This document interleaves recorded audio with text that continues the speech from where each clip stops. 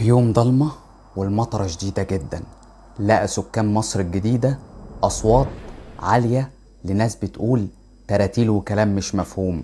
الأول كانوا فاكرينه نوع من أنواع هزار الشباب، لكن بعد كده طلع الموضوع أكبر بكتير، وإن الكلام اللي مش مفهوم ده طلع تواصل بطريقة معينة مع الشيطان، وإن دول عبدة الشيطان. والقضية دي بقت القضية الأهم في مصر، والاسم اللي اتشهرت بيه وقتها حكاية القصر الملعون وعبدة الشيطان.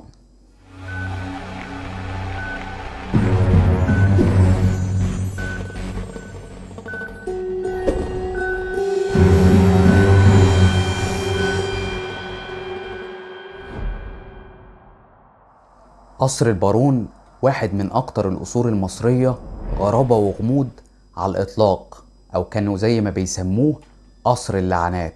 والقصر الشهير ده اتبنى خلال القرنين اللي فاتوا على أرض مصرية، وكان مملوك لصاحبه البارون البريطاني إيمان إدوارد، واللي حصد على لعناته بعد كده. أكيد كلكم تعرفوا قصر البارون الجميل اللي موجود بمصر الجديدة، لكن قليلين جدا اللي يعرفوا القصة الحقيقية اللي ورا القصر ده، واللي الناس زمان سموه بقصر الأشباح أو مدينة الرعب أو ملجأ عبدة الشيطان. بداية القصر ده جت بعد افتتاح قناة السويس على طول على ايد بارون بريطاني اسمه ادوارد ايمان، واللي جابه شغفه لمصر بعد زيارته للهند اللي أثرت فيه بشكل غريب ومريب، وخلته مهووس بحضارتهم ومعتقداتهم والأفكار المخيفة والغير سوية في عاداتهم، واللي فضلت مكملة معاه وخلته يبني قصر البارون على شكل الحضارة الهندية بكل حذافيرها. بس ده غالبا كان ارتكاب أكبر خطأ ندم عليه بعد كده، واللي كان وقتها القصر ده واحد من أعظم القصور الموجودة في مصر، ده لو ما كانش الأعظم على الإطلاق. وده لأن البارون البريطاني كان مهووس بالهندسة، فجاب المهندس البلجيكي أرنست جاسبر عشان يصمم له التحفة الفنية دي. وكانت فكرة مجنونة جدا في وقتها، لأنه كان عايز ينقل التراث الهندي بكل حذافيره في تصميم القصر ده. مش بس كده، ده كمان كان عايز يدخل، وفعلا دخل وعمل مزج في البنى بأمور غريبة كانت أول مرة تحصل في مصر، زي التحف اللي بتتكون من جماجم بشرية حقيقية، واللوحات اللي استخدمها أو اللوحات اللي استخدم فيها دم بشري حي ضمن ألوانها، وسر الغرفة الوردية اللي بناها في القصر ومحدش كان بيخشها غيره. وركز فيها كويس عشان دي لسه فيها حكايات هنتكلم عنها كتير.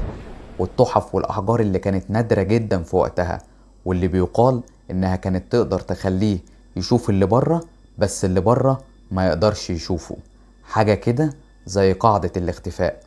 وده غير ساعة الحائط اللي كانت بتلف على هيئة جزئين، جزء منها بيلف بالنهار والجزء التاني بيلف بالليل، يعني ما بتلفش في دايرة كاملة أبدا.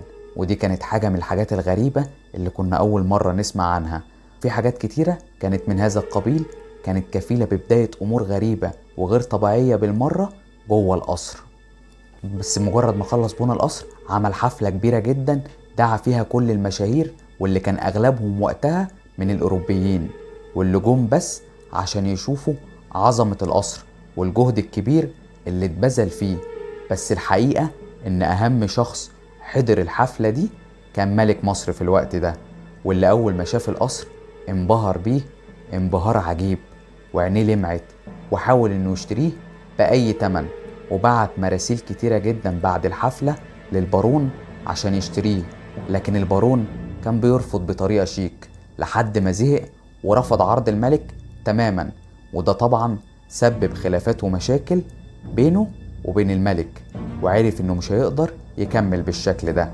وعشان ما نساش كانت من ضمن الاشاعات اللي طلعت في الوقت ده ومحدش كان عارف يكذبها ولا يصدقها، هي ان البارون البريطاني قتل المهندس اللي صمم له القصر ده ودفنه في عمود من عمدان القصر عشان ما يخلوهوش يقدر يعمل واحد تاني زيه ابدا. وده جه بعد ما اختفى المهندس في ظروف غامضة بعد بناء القصر مباشرة. وبعدها البارون سافر زي ما قلتلكوا لحد ما الملك مات، وبعد كده قرر يرجع تاني، وطبعا جاب ولاده وعيلته معاه، بس ولاده كانوا كبروا في السن. نيجي بقى لسر الغرفة الوردية اللي كنت قلتلكم عليها قبل كده، وهي كانت غرفة كبيرة ضمن مئات الغرف اللي موجودة جوه القصر، بس ما كانتش جواه، كانت تحته. كانت مكونة من الإزاز الخالص والنادر. والحقيقة ان الغرفة دي بالذات كان بيحوم حواليها غموض كبير جدا ومحدش كان فاهمه، خصوصا ان البارون منع حتى افراد اسرته من مجرد الاقتراب منها. ده مش بس كده، ده كان اللي بيقرب لها من القصر كان بيعاقبه اشد عقاب، كان ممكن يوصل العقاب للموت. والغرفة الوردية ما كانتش غرفة خاصة بالبارون وبس، دي كانت غرفة فريدة في كل تفاصيلها. الغرفة دي كانت متوصلة بسرداب كبير، والسرداب ده كان بيوصل بكنيسة أو حاجة شبه كده بره، وده خلى الموضوع أكتر غموض وغرابة، وخصوصا إنه كان بيتسمع فيها أصوات تراتيل وكلام مش مفهوم، مع إن اللي كان بيبقى موجود جوه هو البارون بس دي ما كانتش بداية اللعنة. بداية اللعنة الحقيقية لما آن كبرت وبقى عندها صاحبة كانوا عارفين إنها من عبدة الشيطان، والحقيقة إن صاحبتها دي غيرت كتير في عادات وصفات آن المسكينة، ومحدش كان عارف ولا فاهم إن ده مجرد اتباع عن اقتناع، ولا آن اتسحل لها باللوحة اللي اديتها لها صاحبتها وخلتها حطتها في أوضتها الخاصة وما بقتش بتفارقها. وبدأ قصر البارون في الخفوت شوية بشوية مع مرور الوقت، وبدأت الأفعال الشيطانية اللي كانت بتمارسها آن مع صاحبتها داخل القصر، واتقال إنها بقت واحدة من عبدة الشيطان زيها وبنفس معتقداتها. وكان من الطبيعي إن اللعنة تحل على قصر البارون كله، وده ما حصلش بهدوء أبدا. ومع استمرار الأعمال الشيطانية بدأ كل شيء ينقلب رأسا على عقب، وبدأت الحياة تمشي من سيء لأسوأ. وفي البداية بدأ أفراد عائلة البارون العريقة بيموتوا واحد ورا واحد، ومفيش دليل على أي مرض قوي أو سبب مقنع للموت، خصوصا إن كلهم كان سنهم صغير وما كانوش بيعانوا من أي أمراض. ده مش بس كده، دي المباني كمان اللي موجودة جوه القصر بدأت تتشقق بشكل غريب ومخيف، برغم إن المباني دي كانت قوية جدا وكان مستحيل إن ده ممكن يحصل. اكتملت اللعنة بالأصوات الغريبة والتحركات الغامضة اللي كانت بتحصل جوه القصر، واللي خلت قصر البارون العظيم اتحول لأشهر بيوت الرعب الأصيل اللي مفيش جواه غير الأشباح. وفضل الحال كده لحد ما مات البارون الكبير، والقصر ده اتورثه ابنه جان، وبرضه فضل الحال لحد ما مات هو كمان وخدوه الورثة بتوعه.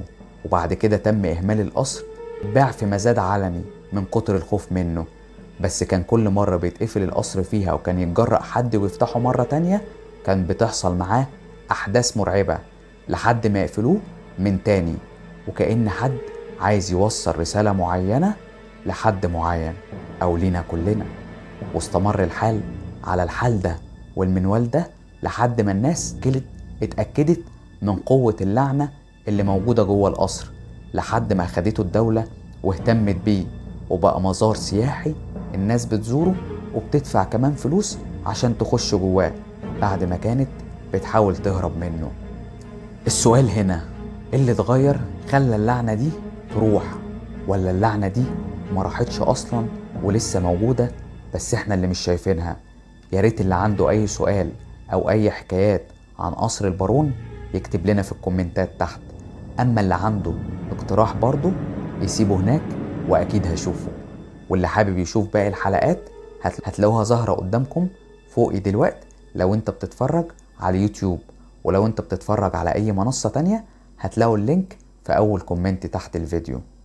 ما تنسوش تتابعوا حساباتي اللي موجودة في الديسكريبشن تحت الفيديو، وما تنسوش تعملوا سبسكرايب للقناة ولايك وشير للحلقة لو عجبتكم. واوعوا تفتكروا ان دي النهاية، لسه في كتير. هنتقابل تاني، استنوني. رامز عادل، المغبى أنجي.